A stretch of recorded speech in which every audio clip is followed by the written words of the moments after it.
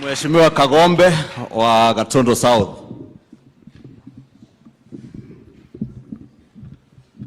Kanisa, Colonel Janet na kanisa lote, Your Excellency the President, Amiri Jeshi Mkuu wa Kenya na Wakristo wote, hamjambo. Mimi nashukuru kuwa hapa na kushiriki katika ibada hii. Hapa ni kwa Mheshimiwa Kahangara ambaye ni jirani yangu huu upande mwingine. Kwa hivyo leo wewe ni jirani wangu kwa sababu umechukua kiti chake.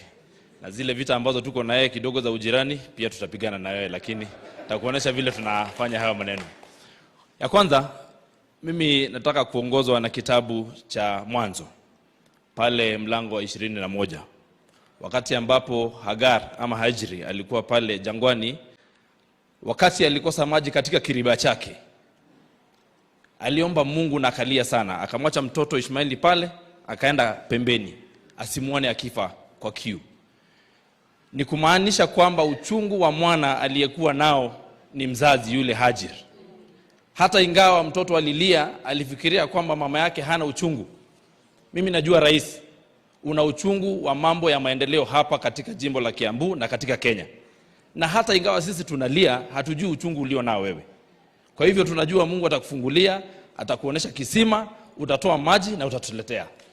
Kwa hivyo mimi nawaomba, hata kama tuko hapa tunalia, lakini tukumbuke anaosikia huu uchungu sana ni baba wa taifa letu hapa, William Samoei Ruto.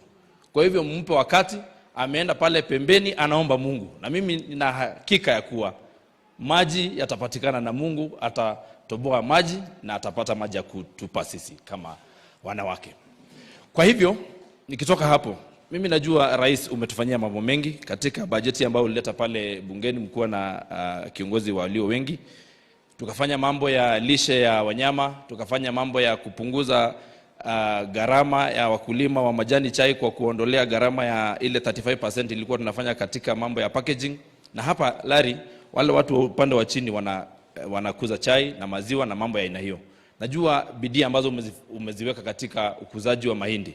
Na kwa kweli hata kama watu walivaa sufuria kidogo, hiyo maneno iliisha na mahindi tukapata.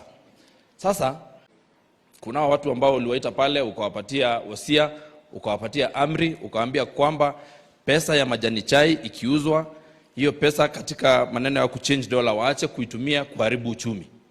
Lakini wale wengine wameingiza ukora pale rais. Na ni lazima nikuambie ukweli mimi kama mkurugenzi katika KTDA. Wameingiza ukora pale, ile exchange rate wanafinya hivi, wanaweka kwa mfuko yao, hawafikishii wakulima. Na mimi najua wanafaa kusaidia katika kutengeneza yale mambo ya exchange rate. Mimi nakuomba wale wahimize tena. Hata ingawa sisi kama wakurugenzi tumesema we remove this central way of changing dollars so that money is changed at individual factories. Ndio iwache kuwa kuna mtu mmoja ambaye yako na $13 million kila wiki, hii pesa ingine iende Kisii, ingine iende Murang'a, ingine iende Nyeri, ingine Meru, ingine Nandi, watu wafanye exchange rate pale katika factory. Ukifanya hivyo tutakuwa tumesort hii problem ya watu wana hawk dollars na tutakuwa tumesaidia mkulima kufikiwa na pesa yake. Asanteni sana, Mungu awabariki.